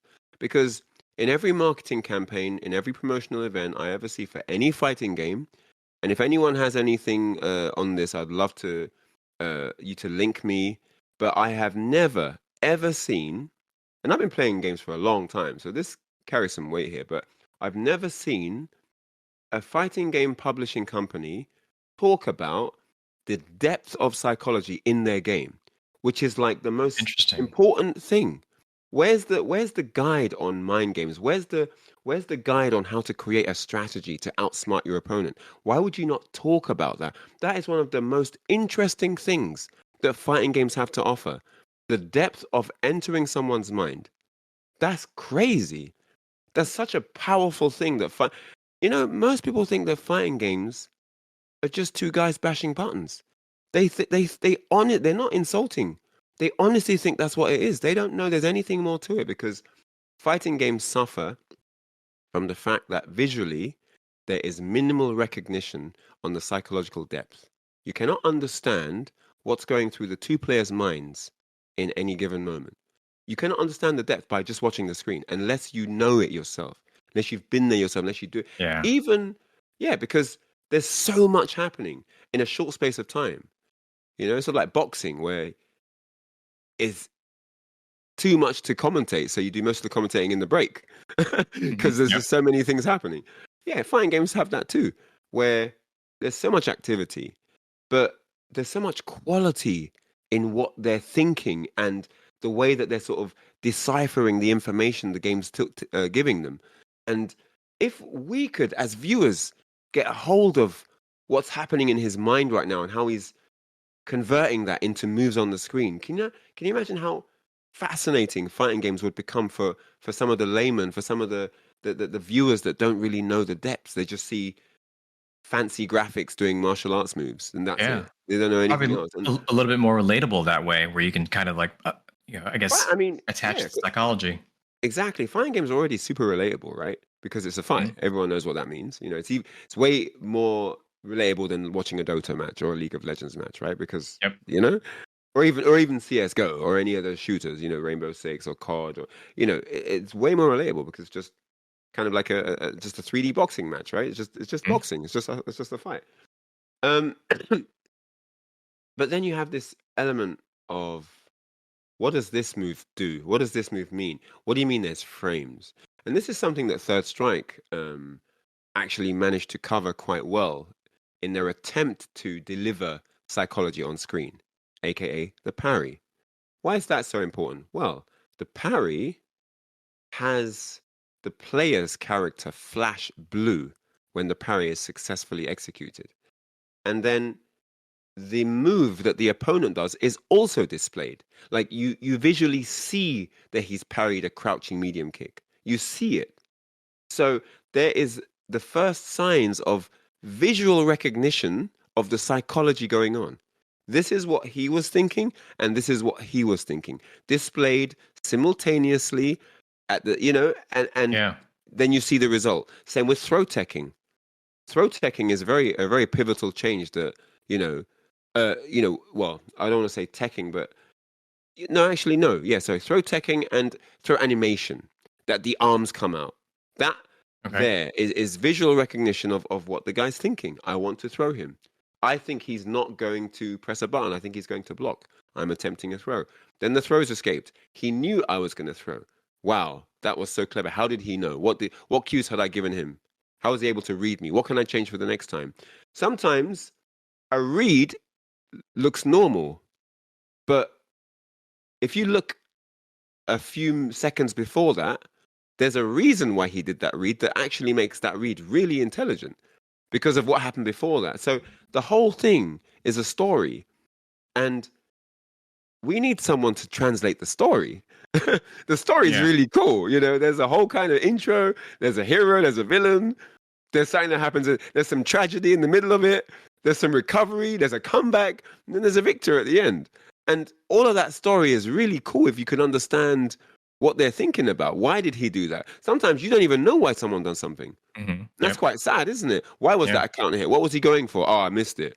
Oh, it doesn't show me anything. So we don't even get to appreciate the abilities of the pro players, of the skills, how fast they're adapting, the amount of things that they're doing at once. You can't see any of that.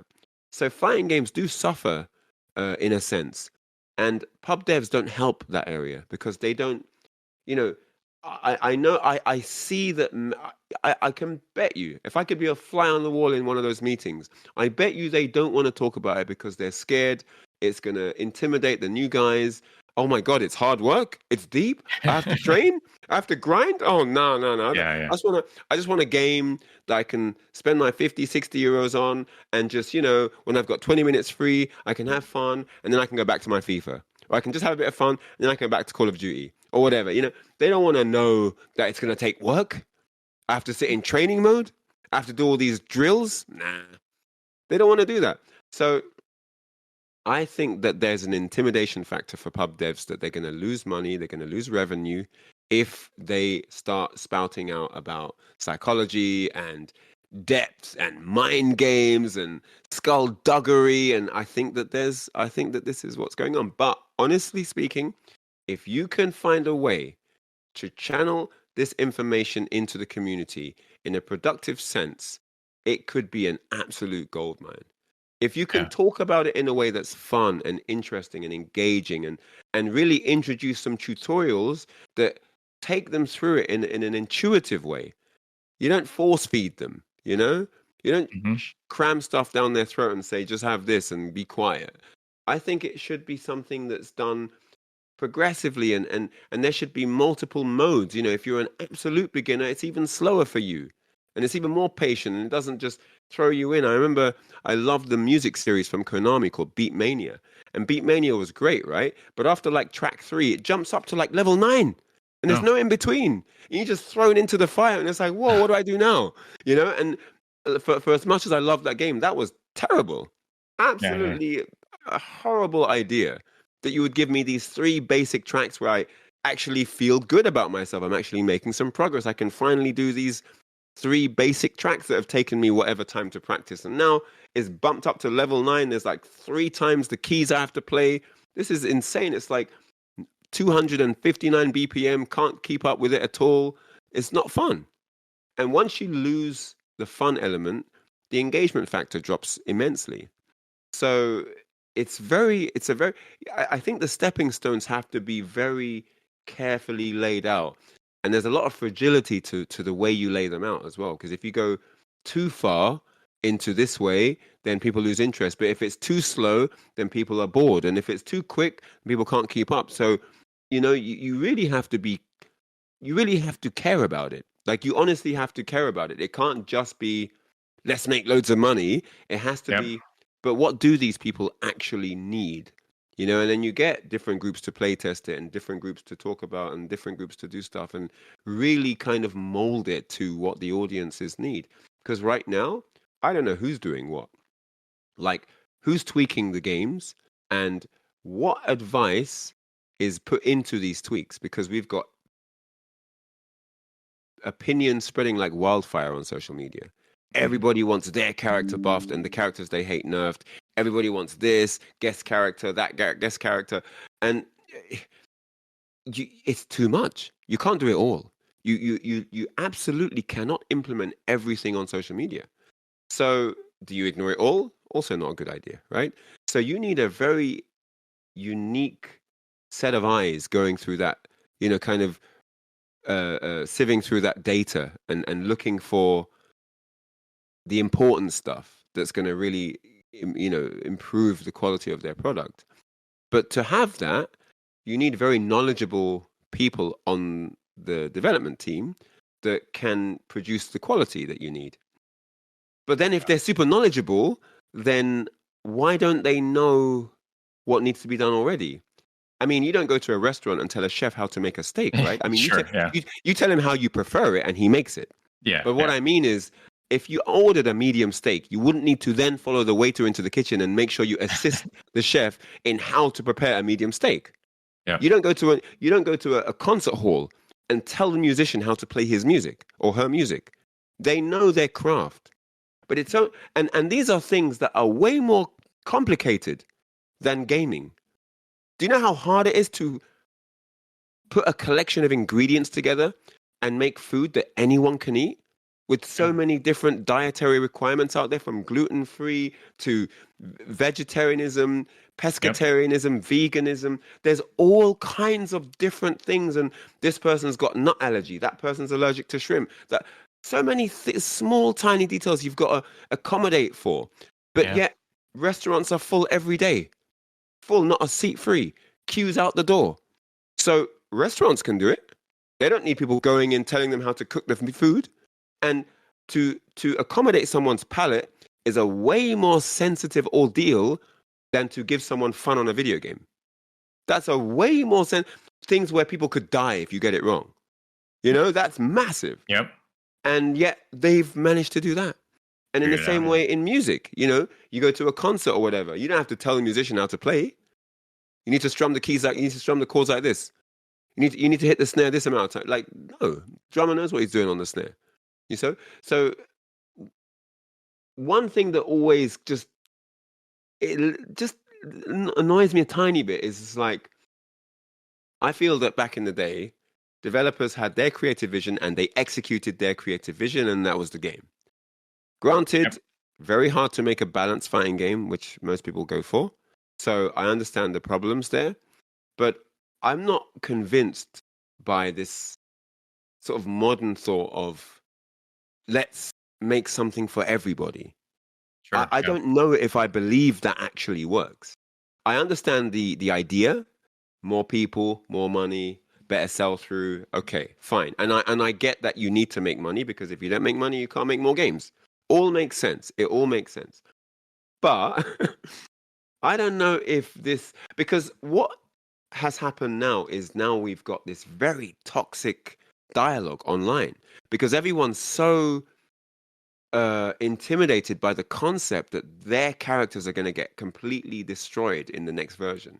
So everyone's desperate to make another character look even worse, or broken, and the game needs to be tweaked like this because I'm struggling. And it just doesn't create a healthy database of people to work with when you genuinely want to improve on a game. Yeah, that's a lot of noise to sift through. Oh my gosh, it's crazy. So yeah. Anyway, just some thoughts there. No, I love it, and it really kind of dives deeper into what you were talking about with yourself. That you're a little bit more introspective. I think making games like that would kind of force people to maybe look at themselves more, or maybe look at the other person, where you're not playing their character, you're playing person. I feel like chess is like that, but I mean, I'm a complete beginner to chess, but I just feel like you're more playing like the other persons as opposed to like just the pieces. I mean, every one-on-one fighting game is 2v2.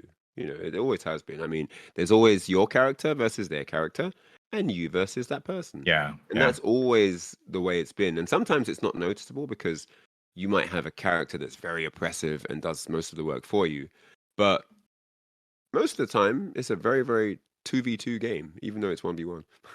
yeah. So, yeah. I think that definitely creates the stories that we like to watch and follow. So that's cool. Yeah, definitely.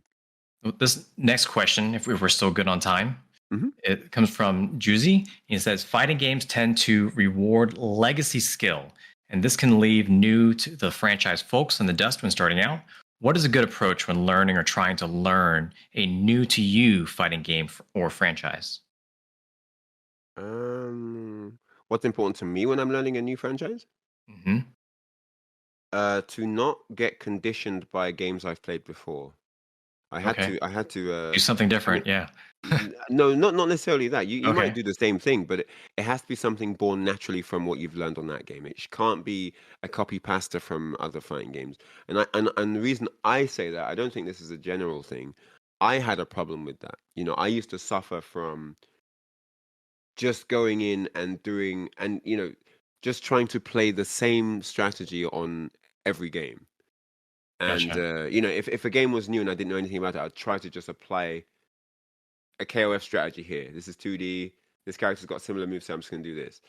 And while you can be partially successful doing that, you'll always miss the boat on some important aspects, because ultimately every fighting game is actually very different, and there's always parts of the successful repertoire that is unique to that game. So if your mind's not fully open to that game's uniqueness, if you're trying to corner a winning strategy, you're going to leave all this other cool stuff out there that you're not going to notice. And so, yeah, you pigeonhole yourself very easily, very quickly, and success is hard to leave behind. So you do end up repeating what you do. You do end up rinsing the same stuff over and over because it's successful. And at a certain point of the game's life cycle, you realize that you've missed a massive boat of progress, and sometimes it's too late. If you don't have your bad habits corrected by a certain point, it starts to creep into a space where you kind of have maxed out on capacity to take in something new, and it gets very, very difficult to break those bad habits. It gets more and more difficult the longer you've used them for. So yeah, I try to focus on not pinning myself into any corners. I'm just going to play this game like I've never played a fighting game, and I'm going to use my fundamental skill, because I know I can deliver things on a controller, to understand how this game works. And once I understand how this game works, I'll probably decide what character I want to move forward with. But for now, I'm going to pick this character that's fun, learn the game, and take it from there. Perfect. Cool. Next question comes from Lawman. He says, do you believe that there are more good players in this age due to the games being easier, or due to the ease of information and a much bigger player pool? If Third Strike was released today, do you think players that are top level in Street Fighter 6 would have been able to pick up the game and cook, or at least have more top players than back then?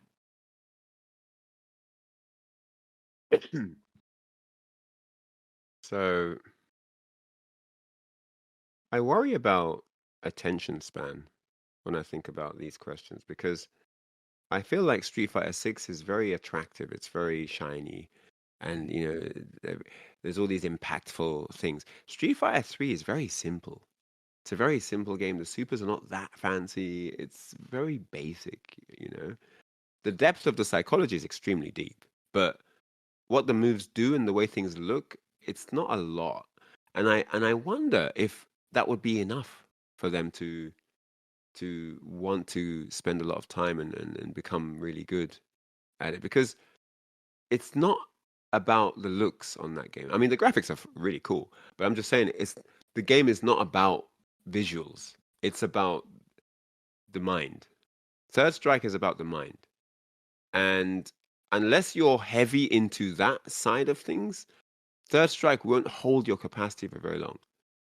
And it really isn't a game where you can pick one character and just go ham. You know, I mean, Chun-Li is probably, you know, Chun-Li and Yun are definitely the best in the game. At a certain point, Chun-Li was better than Yun. At a certain point, Yun's better than Chun. But both of those characters are not easy to use. Chun is definitely easier than Yun to use, but even the best Chuns have, you know, like, even the best Chuns have been completely wrecked. So it doesn't really have a character, you know, you can lean on and just get result. Like, I feel like Karen in 5, at a certain point of 5, she was just able to win because it's Karen, you know? And if you take that same player, take away Karen and give them Ryu, you wouldn't see the same level of results. You just wouldn't. And so, and you can obviously use that example from a lot of games, but it was peak with Karen though. It was so like one-sided, you know, and that's one of the differences I feel. Third Strike, there's always a chance. I think the parry system as well. If you can read your opponent, there's an option for you, you know, and so yeah, the parry system also is very, very different on 3, 4, 5, and 6. You know, all the games have completely different parry systems. So for anyone that didn't play Third Strike, when they see a parry on 6, you know, parry, or you know, V skill with Ryu on 5 with the parry, or Gil, it's not the same thing at all. A parry had to be a decision on height. You had to decide if they were going to do a high or mid, or if they were going to do a low. If they did a high or a mid, you had to tap forward in neutral to parry, and if they did a low, you had to do straight down in neutral. The interesting thing about those inputs is straight down and neutral are two states where in both states you're not blocking. Down and then neutral. You're never blocking during a parry attempt. That whole time, you can be thrown, you can be hit, you're open, you're vulnerable. So parry, the input had an auto nerf status to it. There was a factor of vulnerability in just going for a parry. Same with the mid-high parry. You had to do forward, again not blocking, and then you had to go to neutral. If you just did forward, it didn't parry.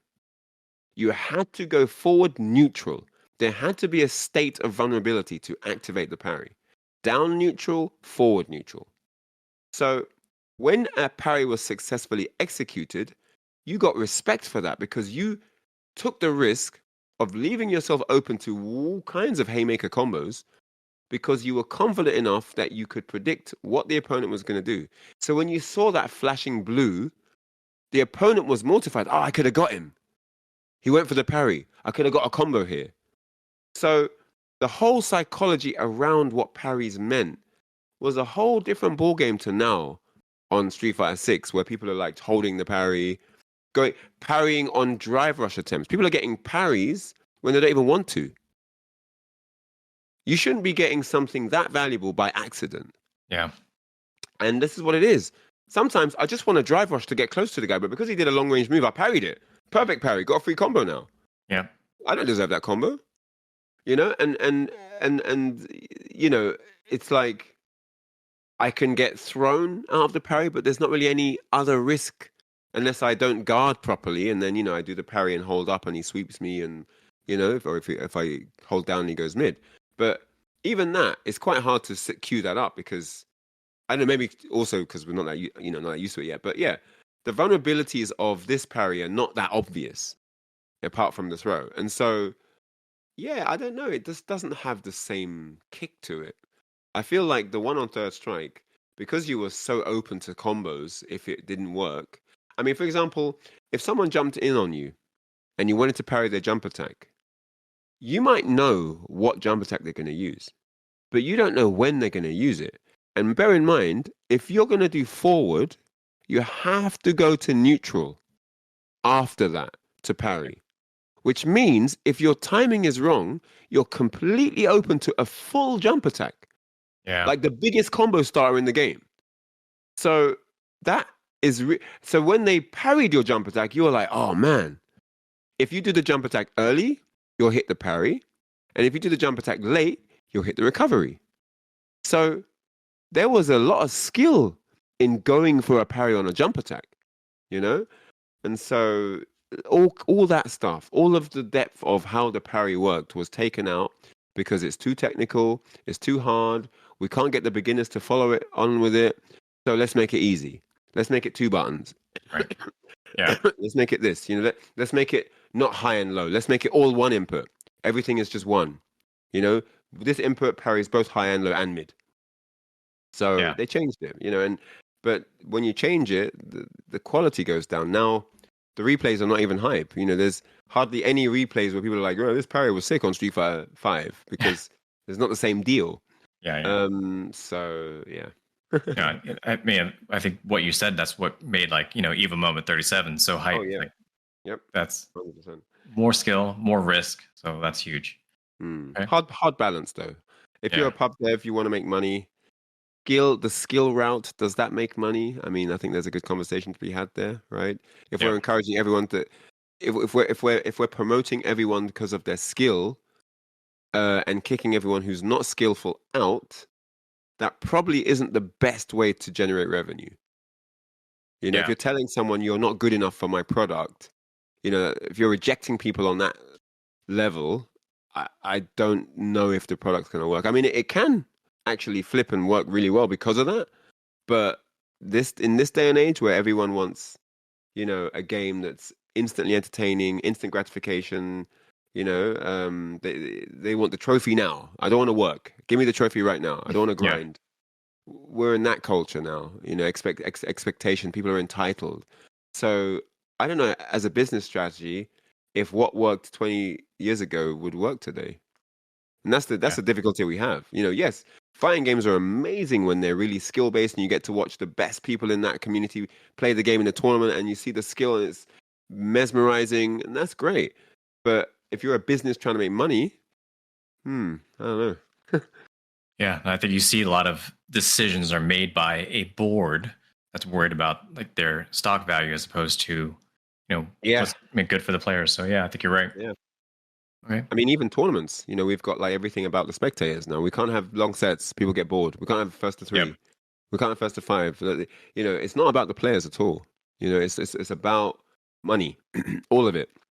Yeah. Viewership. People say, no, it's about the viewership. Watching. Viewership is about generating money. Who? Where are the eyes going? Who's watching? What country are the viewers coming in from? Oh, let's focus on those guys. It's always about money. Eventually, you keep go far enough down the chain, you'll get to money. You'll arrive at money. 100%. So and there's nothing wrong with that. That's what business is about, right? I get that, but it does mean that a degree of quality may be sort of slightly dissipating over time, because the more you focus on one area, the more you kind of can't care about all the others or some of the others, and then you're left with either what works or what doesn't work, and you have this very cold black and white place to work from, and I totally get it. I mean, I've spent 10 years in the gaming industry. I worked at Sega, I've worked at Nintendo, I've worked at Sammy. I mean, I've seen it. I've been in these discussions. I've been in the boardroom, Yep. And so, it's rough, man. It's rough. I mean, I know, Bandai Namco, they suffered during Tekken Tag 2 because it didn't sell what they expected it to sell, and if you're one of the guys in that company fighting for another iteration, let's have a Tekken 7. I mean, you're going to have some confrontation, man. You're going to have people saying, "No, hard to sell." We need to kill this. This is not working out. This is going the wrong way. I know. Let's have guest characters. Let's have Negan from AMC's Walking Dead. Let's have Noctis. But this is what But this is the natural evolution. It comes down to what can we do now that we've never done before. What can we do that's new? What is gonna turn the tide here. Tekken Tag 2 didn't work for us. So what now? You know, and for years people were like, make another tag game, please. We want to see another tag game. Tekken Tag 1, we want a sequel. Da, da, da, da. And so imagine that heartbreak if you finally release Tekken Tag 2 and then it's nothing like you expected. You know, that is difficult. Difficult Yeah. to I mean, it's difficult to keep your shareholders happy, you know. Yeah. Yeah, and so I think I understand, but then you get like, well, Akuma spoiled the game, Keith Howard ruined the game, too much damage. But without this investment, we wouldn't have even had that game. That's That's how true. Yeah. crazy that is. There wouldn't have even been a Tekken 7. And what does that mean? Does that mean we may not have even had a Tekken 8? Maybe, right? Mhm. So Yeah. that we have to kind of look at that, because we are in this stage where now we can't just think about what we want. We have to think about what makes sense. We have to look at the numbers a little bit, even as players or spectators or commentators or whatever. Yeah. So yeah, it's an interesting time. I mean, ideally, I wish I didn't have to care about any of that, and I could just get the most fun, technical, skill-based game I want, and that would be that. But we're past that, I guess. I mean, what I would love is if we could arrive at a space where you could have fighting games that were accessible for new players, and fighting games that were super hardcore, like the old school Guilty Gear games, the VFs, the 3Ss, these super hardcore fighting games that are just trying to attract the most hardcore veterans. I wish Yeah. we could have a gaming space where we have both games, and there are tournaments for both, and no one abuses it. You don't get pros in the beginner one or whatever. It's just we all have a space where we feel there's a game for us, Yeah. and yeah. So yeah, I feel like we might be going that way with just as they introduce new things that are kind of like beginner friendly. Like what happens when you hit a wall? It's like because everything becomes beginner friendly. So that'll be interesting to see what happens next mm. if you do get your wish. Yeah, for sure. One day, huh? Yeah.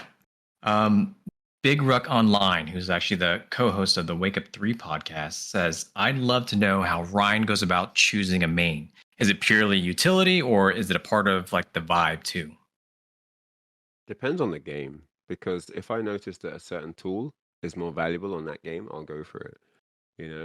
I when I got into King of Fighters, command grabs were really impactful. So I wanted to have characters that had command grabs. So I did pick Clark and Iori and Diamond and Ralph, and I kind of maximized on, has this guy got a grab? It was just that extra Yeah. psychological element. It was at the end of the round, or in any stage of the round, there's an extra guess for you if I'm playing this character. You Mm. have to think about the highs, the mids, the lows, the projectiles, all that stuff, and the command grab. And command grabs on that game did a ton of damage. On King of Fighters 96, whether it was Clark or Iori or Krauser, they hurt, man. And they often led to setups, which meant you had another chance to double up. So yeah, I loved command grabs, and I saw how uncomfortable it made people. I think I quite liked that as well. And Still I to this hate, day. yeah, it's true. And I hated. No, I tell you, I actually quite liked fighting command grab characters. But yeah, so it depends on the game. What I see is valuable, I'll kind of decide from there. And then I also would like to say what I enjoy. Do I enjoy doing that? I think that's also a part of my character choice too. Okay. Perfect. I have at least two more questions if you're Yeah, game. yeah, Okay. all good. Cool. So these two come from Reddit. One is from user Temporary Physics 48. He says, "Are you actively competing in Street Fighter 6 or only commentary?" I mean, I haven't really had time to get myself to the level that I play fighting games at, really. It's mostly, sort of family life, work, and then when I've got a free moment, I play ranked a bit. And then when there are tournaments, I'm definitely active enough to like travel out or drive out to a tournament and be part of that. But my level is not my like when I was playing professionally level, so Yeah. I can be present at a tournament, sure. I still like the game. I do want to put more time in if I get, some slots open up in my schedule and stuff. But yeah, I mean, so I guess it's yes and no. Yes, I am still active in tournaments. I'm still playing, but the commitment level is definitely not the same. So you'd have Yeah. to take that with a grain of salt. Yes, competing, but question mark. So yeah, there's that. But no, the fire still burns. I mean, the competitive, will is very much still there. But I just have to accept that there are other priorities in my life now. I have less time. I have things that need doing, and people that need me, and so on. So the gaming, at least, because I'm very hardcore. Like, I will just go in the lab and you won't see me for 6 months. Like, it's that kind of, Yeah. yeah. So, and then I come out and make sure everybody gets destroyed, and I'll have something ready for everybody. And so I don't really have that sort of freedom in my life anymore. I have to respect that, I look after my family, and that's a big priority of mine, is, taking care of my people. And, I don't think anyone on their deathbed says, I wish I played more games, or I Yeah, wish I sure. worked more. People usually say things like, I wish I spent more time with my people, my family, my mom, my dad, my partner, whatever. People. Life is about people. So, I personally think, like, I'm doing the right thing. Yes, it's difficult to watch all these really cool, fun games come out, and I can't be a part of it the way I want to, but Yep. that's part of life. That's the way it is. And when I get a chance to play, it's always really fun. I do enjoy it. And yeah, if I do get a patch of, wow, I've got all this time I can use, then I'll definitely go ham on a game.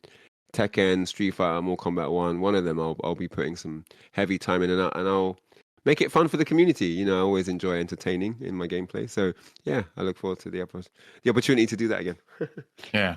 But I mean, there's a lot to respect from what you're saying, just adhering to those responsibilities, those priorities, especially when people are counting on you. We all kind of need a time chamber of sorts, right? Like, just go in and just pause time for a little bit and then I get mean, back. I guess the raw truth is, by a certain age, if your life is still only about you, you've taken a wrong turn somewhere. Yep.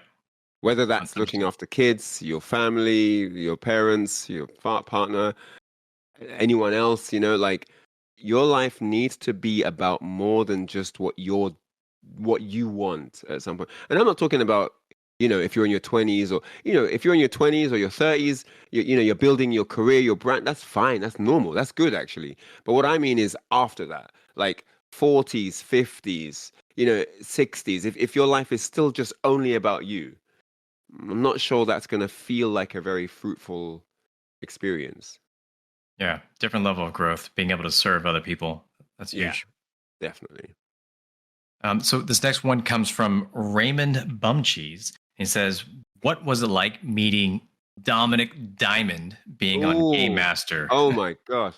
So Dominic Diamond already had quite the reputation before I went on the show, because it was a show that we watched every week. It was on for like months. It was, I mean, I want to say years even. I swear I'd been watching that show for years. It felt Yeah, like I'd watched that show for years. that show was new to me. Someone linked me a video with you, and I was like, "Oh, this Oh, is super interesting." Games Master. Now that show is legendary. I mean, a lot of shows came after that trying to kind of copy the format. Like, there was Games Yeah, World. Games World came. There was a show called Games World. There was another one. Oh man, I wish I could remember the I feel name of like the it. whole It's so G4 old. channel felt like it was coming later, maybe from a show like that. So I remember G4 had this other channel. Sorry, had this other show on the channel called Ginger Secrets. The host was this 3D character called Ginger, this woman. And if you go on the show, so I was invited up to the show, and what it is, you go in a phone booth type. You go in a booth in a music studio, and you have to record your lines. So they tell you what questions you're going to be asked, and then you get to record the answers. And they build you into a 3D character, so you don't actually appear on the show. It's just your real voice. So everyone that's on Interesting. the show is just this 3D character version of them. And the whole show is about this host throwing out sexual innuendos the Mm, whole time.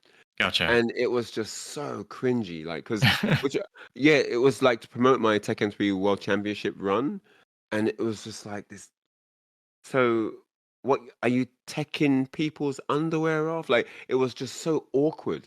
There were so many questions. I'm like, how do I even answer this? And this is on national TV, Yeah, on this yeah. G4 channel, on this same channel. There were so many pet projects that was on this channel. I'm not sure where the funding came from, but it seemed like they had crazy expendable budget, because there were just so many random shows that just came and went, like, just Yeah, I almost never heard of overnight. that It just one. died. Yeah, Ginger. I've got it on VHS somewhere, like the whole show, like a half an hour thing I was on, and yeah, like, every episode is mad cringe. There's some episodes on YouTube, isn't it? Not my one, but there's some, and every episode it just gets worse and it just gets Oh worse and no. worse. But yeah, I liked the concept. Like, you're this 3D character. It's quite cool. You know, they copy whatever attire you wear to the shooting, and yeah, it's your real voice. So there's you there, but you're this cool 3D character sitting on the sofa. It was actually quite. That part was really cool. And so you're recording it. You don't know how it's going to look. So when they actually see the show, it's like, oh, this is actually really sick. So that was cool. But the whole innuendos thing, it just Yeah. ruined it, man. Just ruined Yeah. it. So Dominic But yeah, Diamond was different. but anyway, Dominic Diamond. When I met him, he didn't. I felt that because he's very eccentric, and I had the feeling that he dialed it way down for us because, we were just these super geeky. Like, I don't even know if we could have kept up with his charisma had he have put it on. We were just in our thing, right? And I think he kind of realized that, like, okay, this is We're just here to play video different games. This Yeah. is a different kind of crowd. Like, let me just not be that crazy. So he was pleasant enough. I was the UK champion. I think he kind of gave me some, respect there. Like, I'm his boy basically, right? He's not supporting the American guy, the Japanese guy. Yeah. He was looking out for me. He was in my corner, innit? So I think when it was just me and him on the set, he was just, I don't know, it was pleasant. It was quite pleasant to be around. I saw a different side to him than you see in front of the camera. I saw the more docile, more passive, more calm, collected, sort of sensible Dominic Diamond. And then I saw the wild Dominic Diamond on TV. So it was quite an interesting afternoon, actually. I don't think many people get to see that sort of part of his personality. So yeah, very, very pleasant interaction. Nice guy. Seemed to be a very, very smart guy as well. Yeah, I don't know what happened to him in the end. He just sort of disappeared after the Games Master. I'd never seen that show, and so when someone like linked me that YouTube video, and I even just watching the intro, I was like, well, this show's wild. But it was really cool to see that. It was always a thing in school. We'd talk about, man, if I could win a golden joystick, that would be massive. Like winning the goal, going on Games Master, because you could go on Games Master for anything. I can complete Prince of Persia without losing a life, and you could go on there, and if you did it, you'd get a golden joystick. There were all kinds of challenges, and Gotcha. so I was a Tekken one, but yeah, so it was always a thing that was like, could you win a golden joystick? I mean, we didn't ever talk about can you even get on the show to begin with, but yeah, it was like, could I win a golden joystick? So yeah. I didn't win mine, but all good. The next week I beat him for the UK title, so that was my revenge. There you go. Yeah, that's perfect. I mean, he couldn't play either. I mean, it's fine for him because he won, but what he did on the show, he's much better than that. He's much better than that in real life. Like, I mean, I say real life at the arcades, he's much better than that. But it was a fresh cabinet. None of us had ever played on it before. There were no warm-up games. We were just thrown onto this beach set with this cabinet. And we don't play on those sticks. So you can see mistakes. Yeah, you can see me doing like death fist and like down two comes out and stuff. So we were both doing all kinds of mistakes. The Eddie guy, Sho Hiraki, we'd never seen an Eddie like that. We didn't know Eddie could do stuff that he was showing us. So yeah, it kind of didn't do him justice the way he had to play on those sticks. And the American guy, Joel, I think his name was Joel or Johnny, Joel, I can't remember. But yeah, Chinaman, I think his nickname was Chinaman. He was really sick as well. In the same way, I don't think we had ever seen a Nina like that with those mix-ups, like the 4-3-2 and no one was doing that before. So yeah, I don't know. The show didn't do us justice from the visual side of things, from the gameplay side of things. Yeah. But yeah, I'm happy that when it was proper set up with the sticks we know, and I could finally use Mishimas properly because I couldn't really play with them on that stick, I won. I won the tournament. So yeah, I was really happy about that. Well, man, you've had such a storied career that like all of this, and I can't tell you like how appreciative I am of one of you coming on here, but just hearing your side of all this, like your wisdom and your mindset with everything. It's it's I don't know. Like I said, I was like I could just kind of like sit here and listen to you talk about and share all these stories for hours, which we have. So I'm really again thankful that you were able to stay longer and be here to answer some questions for us. No problem at all. I really appreciate the opportunity. I mean, to be really honest, a lot of it is just having good communities around me. You know, people look at the accolades, say, "Oh my God," but I couldn't have done any of that without the people that I played, right? Who would I Yeah. have got good against to go and play in a tournament? I only got good because I had people around me that gave me their time, that, you know, came to my house when I said, "Hey, I need to work on this matchup," that met me at the arcade so we could play, you know, so we could grind some sets. Like, people need to give back to their community in the sort of appreciation of what has been given to them, you know. And Hmm. none of the championships I've ever won did I win by myself. That I won that off the back of people investing in me, giving me their support, time, giving me tips, giving me advice. Just because I've beaten people doesn't mean I don't learn. I mean, doesn't mean I don't learn from them. Doesn't mean they don't teach me things, you know. And before I went to play the Korean guy in 2001, I went to every opponent that I had lost to, that I'd beaten, and I asked for advice. And they didn't know Oh what wow. they didn't understand what was going on. They were like, "What do you mean?" I was like, "I don't think that you can't teach me things because I can beat you. That's not how it works." And I learned. I asked them, you know, "What do you think about this matchup? Or what do you think about the, you know, what are my weaknesses? What do you think I could do better? What are things that I'm not realizing?" You know, they taught me my weakness. They taught me things that I hadn't realized. They taught me things about the game that I didn't know. And I went to, because the reason I did that is because I wanted to go to America as a collective. I didn't want it to just be, I wanted to go as Europe and collectively win for Europe. It wasn't Ryan versus America. I was very proud of my community and I was very happy that, you know, we all had this cool hobby.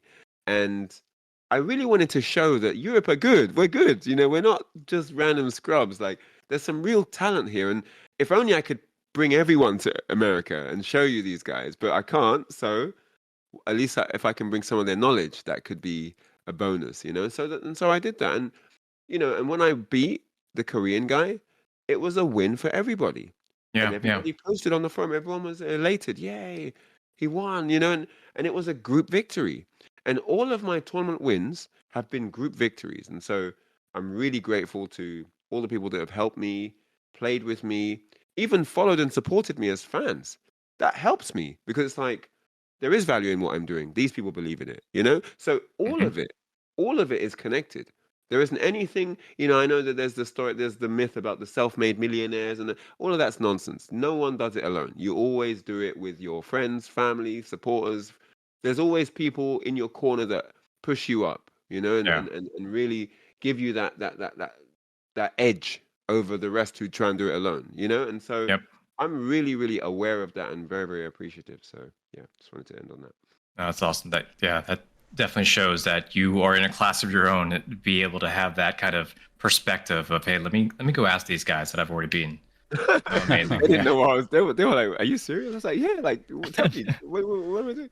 So that was And pretty fun. I Yeah. just want to say I think a lot of that embodies what we're trying to do at FightRise as well. Just leveling up together. So that really is a great send off, Ryan. It really ties into what we're doing here. So thank Oh, you again for cool. coming on. Really happy to hear that. All Do you right. have Well, thank anything you. to promote? Do you have anything, any events coming up that we should all know about?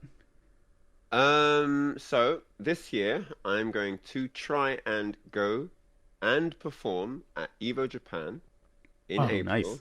I'm going to take part in Street Fighter 6, and I mean like seriously trying to win the tournament. okay. So I'm not just going to be commentating or whatever. I'm going to try to do my very best in the actual tournament at Evo Japan and at Evo in America.